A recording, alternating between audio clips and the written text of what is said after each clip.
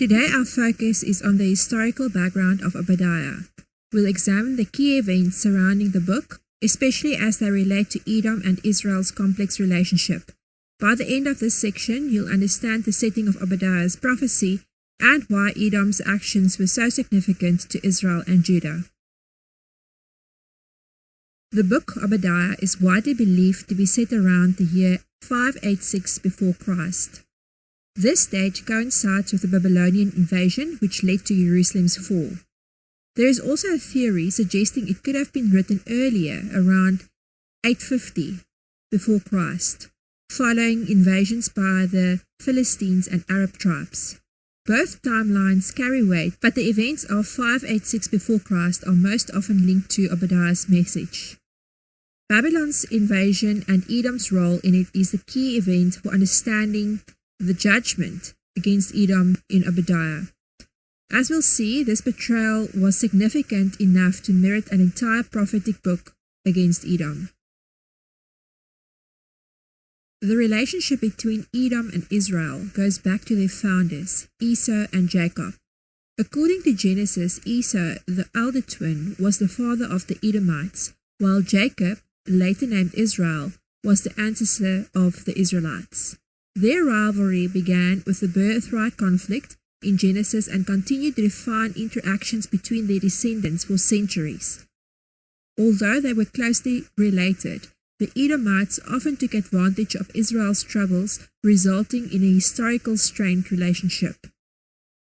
One of the most critical events for understanding Obadiah's message is the Babylonian invasion of Jerusalem in 586 before Christ. As Jerusalem was overrun by Babylon, Edom seized the opportunity to plunder the city, capturing fleeing Israelites and even blocking escape routes. This betrayal of their brother nation went against Israel's values and laws, making Edom's actions seem especially treacherous. This betrayal ultimately brings about a prophecy of judgment against Edom. Obadiah's prophecy emphasizes that Edom's opportunistic actions would not go unpunished. Edom's role in Israel's history wasn't limited to a single instance of betrayal. Throughout their history, Edom often oppressed Israel, especially in times of vulnerability.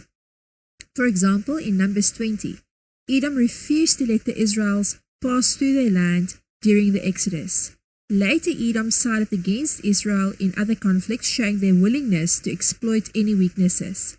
But their participation in Jerusalem's destruction during the Babylonian invasion is often seen as the ultimate act of betrayal.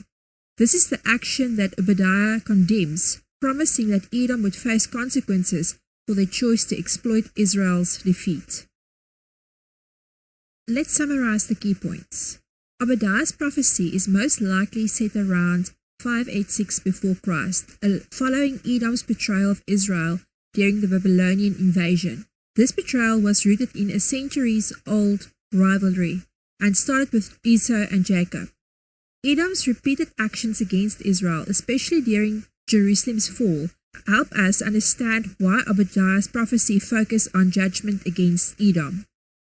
This background not only clarifies Obadiah's context, but also highlights themes of betrayal, justice, and the enduring consequences of hostility between brother nations.